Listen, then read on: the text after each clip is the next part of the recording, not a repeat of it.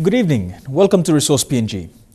In October, a mining lease was granted to Crater Gold Mining for the development of the Crater Gold project in Eastern Highlands Province.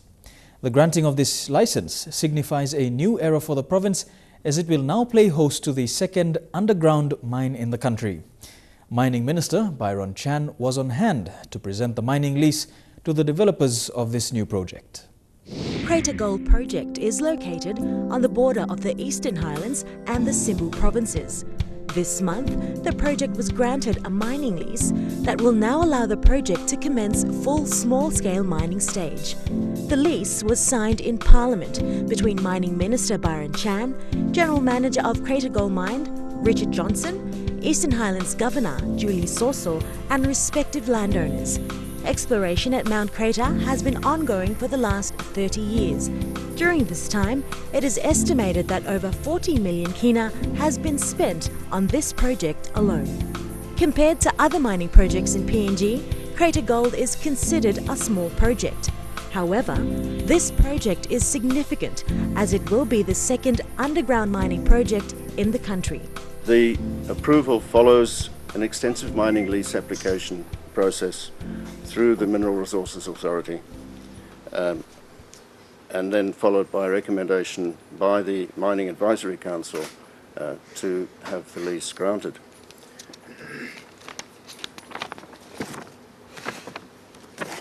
In addition, as Managing Director said, Crater Gold Mining has been and is still in discussions on various agreements with the state, the Navera landowners, the Eastern Highlands Provincial Government and the Lufa local level government to formally complete the process for the mining lease.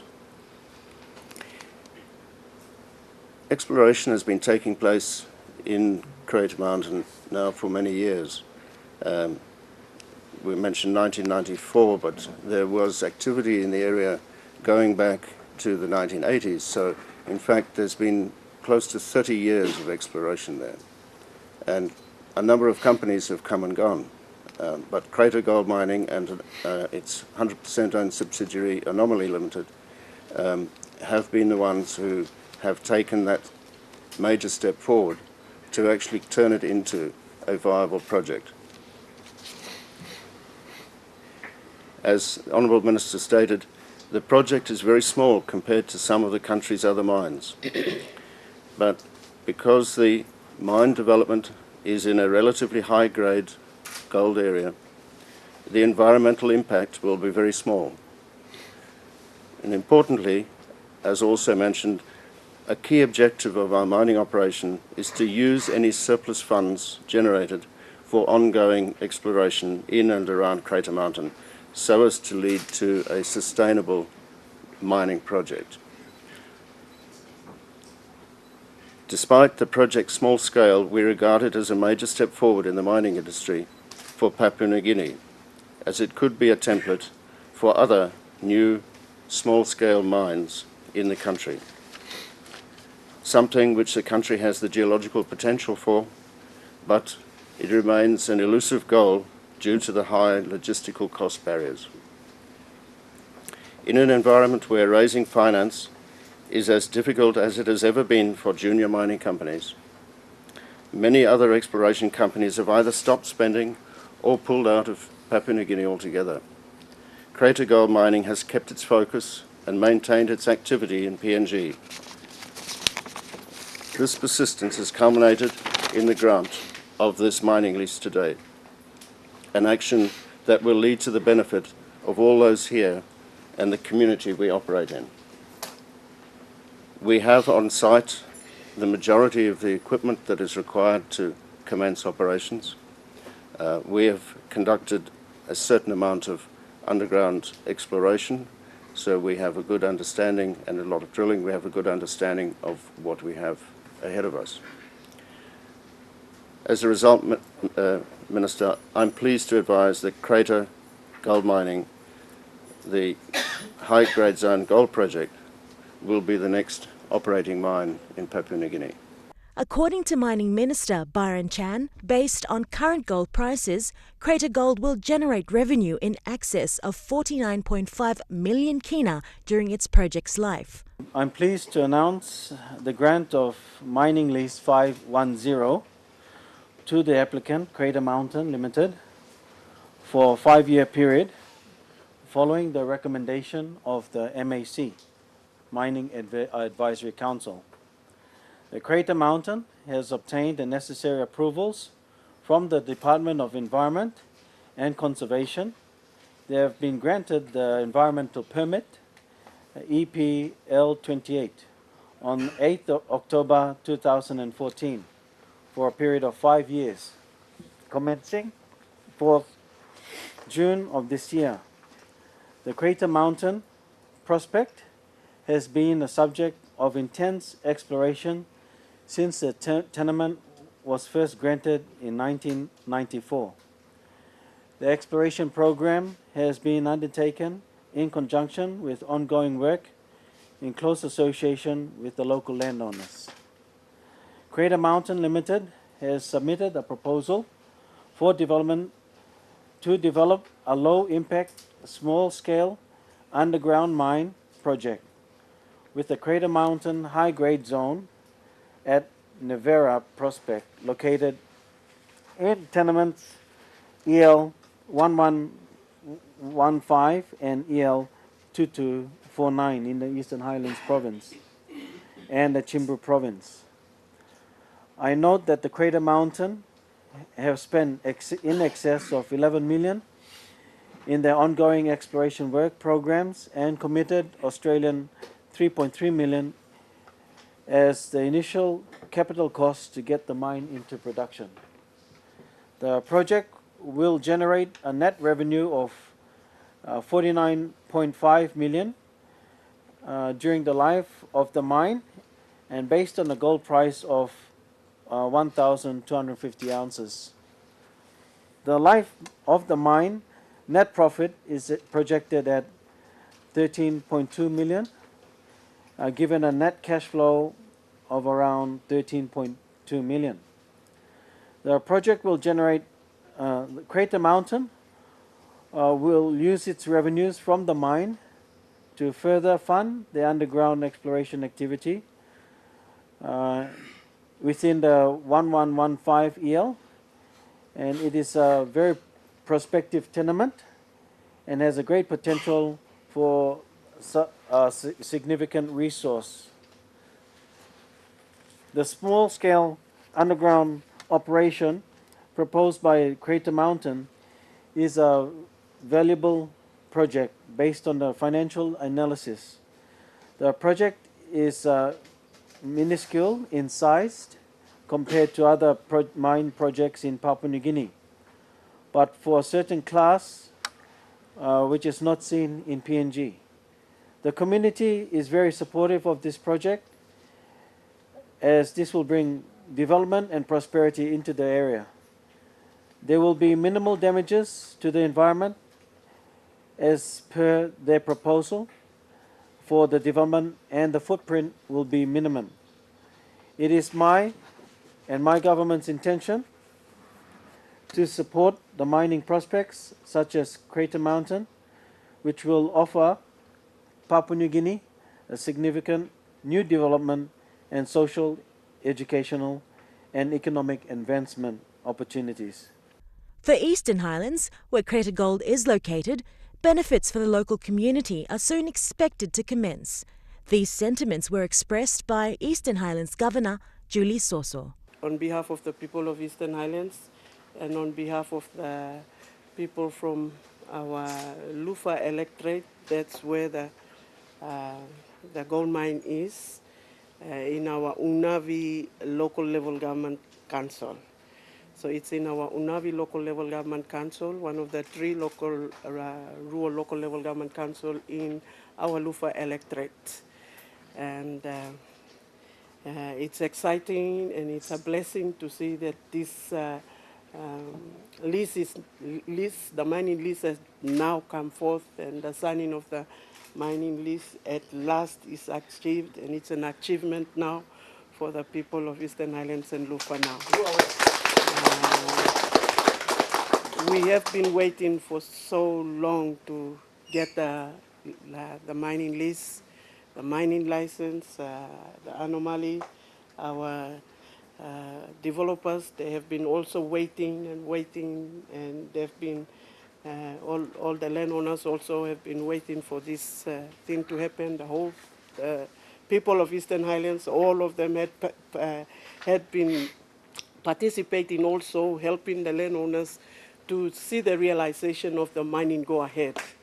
And now, finally, in Eastern Highlands, we have now a gold mining that is now being given the right now for the company to go ahead and do the mining and that. So I believe the people of Eastern Highlands will benefit a lot, especially those in the Unavi LLG.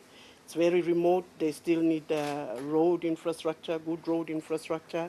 They still need schools and health centers and that. So I believe that when the mining is operating now, there will be a spin-off in terms of a good road network and schools and some other assistance going to the community, developing the community, as the provincial government of Eastern Highlands has taken initiative to touch the people in the rural area through our Kirapim House Line or bottom-up approach.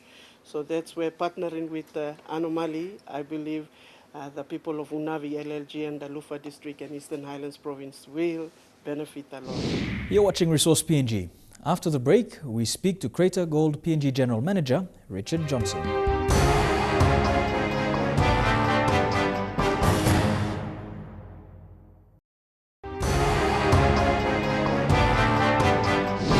Welcome back. You're watching Resource PNG. Crater Gold Mining are the developers of Crater Gold Project. Many Papua New Guineans may not be aware of the company. However, it has had a presence in the Mount Crater area for quite some time. We recently spoke to Richard Johnson, Crater Gold PNG General Manager, who gave us an overview of the Crater Gold project. He also gives us a glimpse of what can be expected from this project in terms of revenue. Thank you, Mr. Johnson, for joining us. Crater Gold Mining Limited is said to be PNG's next gold producer. This follows the granting of a mining license to your PNG subsidiary. A lot of Papua New Guineans might not be familiar with Crater Gold Mining. How long has exploration been happening at Mount Crater, and what is your presence there in the area? This whole process has been taking probably 30 years, since the mid-1980s. There have been a series of companies that have come and gone, including the mighty BHP and various others.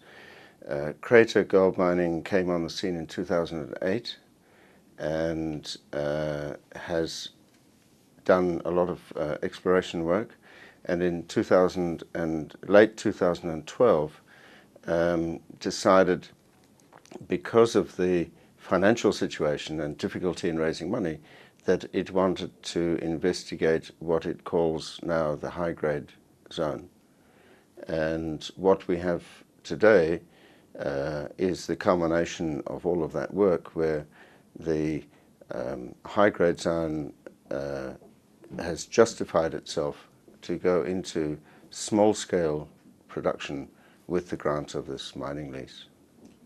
For the mining lease granted, what's the time period of the lease, and how much revenue are you expecting to be generated within this period?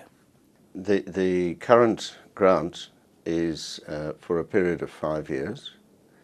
The exact revenue will depend on how much gold and how much and the gold price that we have. So it's very difficult to give you a figure as to how much revenue.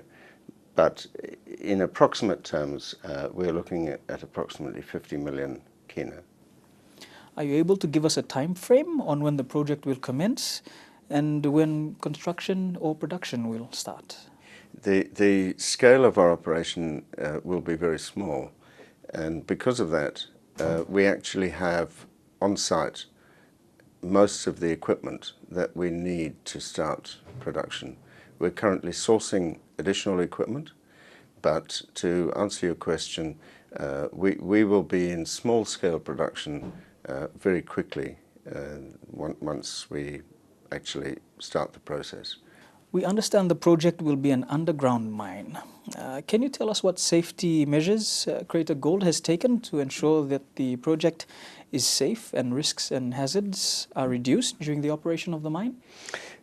We've introduced into our operation a safety management plan which has various modules where we train each individual employee for every aspect that they encounter underground.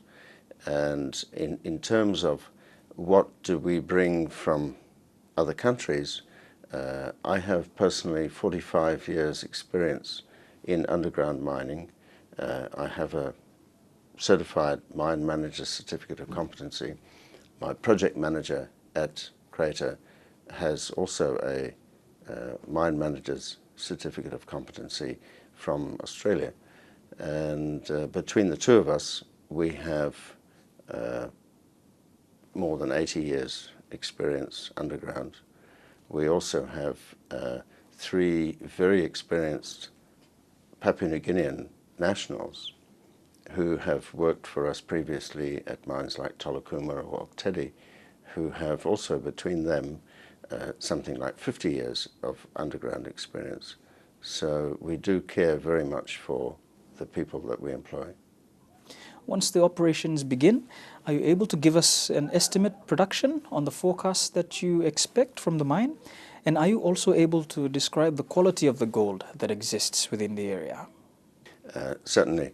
We're looking at an estimated production rate of, in the initial year or two, of approximately 10,000 ounces of gold per annum.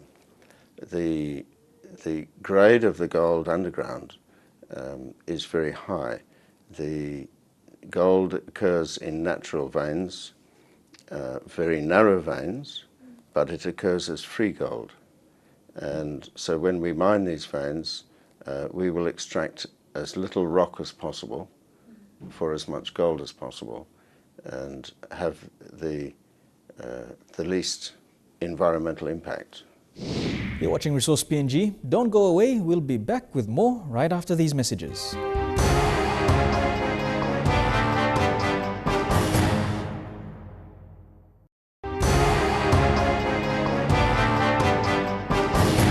Welcome back to Resource PNG. In any resource project, minimizing the effect on the surrounding environment is something that developers aim for. This is no different with the Crater Gold project. In this segment, Richard Johnson, PNG General Manager of Crater Gold, explains the measures taken to ensure the project's effect on the environment is kept to a minimum. He also provides an insight into the benefits to the local community as a result from the mine's operations. The area where the mine is located is understood to be an environment conservation area.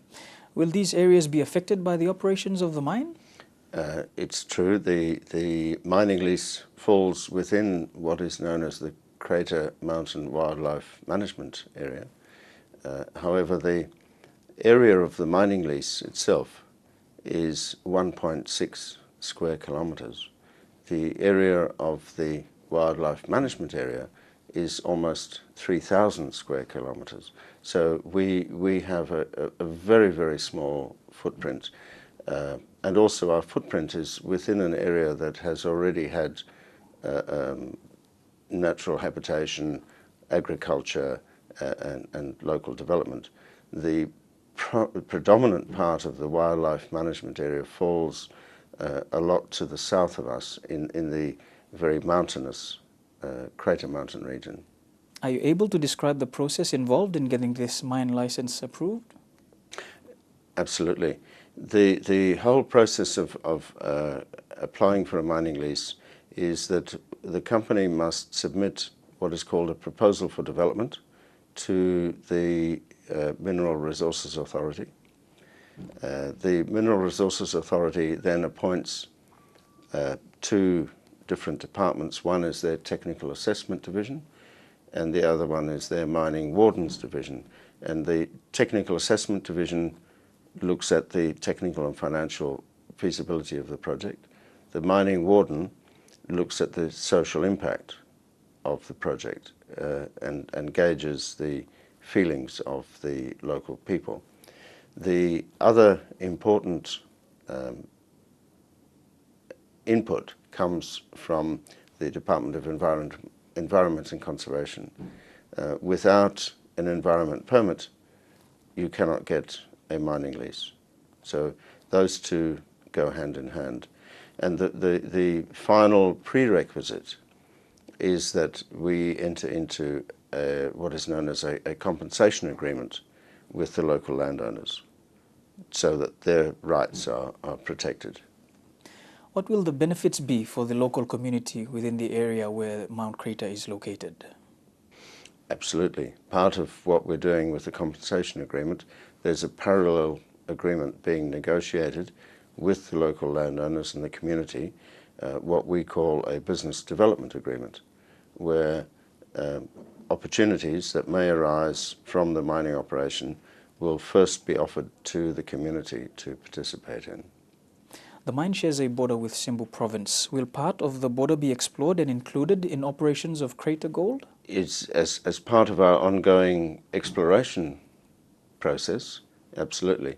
The mining lease, however, falls entirely within Eastern Highlands Province at this point. As our exploration endeavours expand, so will they expand into Simbu Province.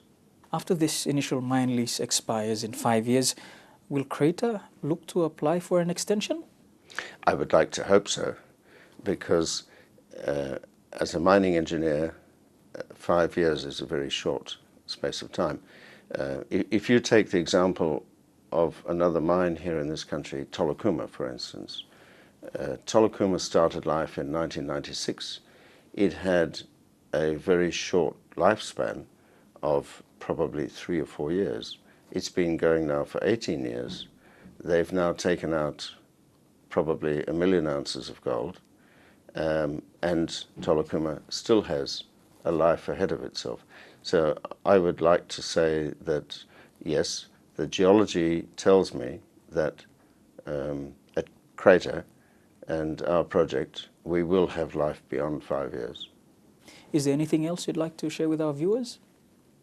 I would like to, I guess, thank the people of Eastern Highlands, the local community.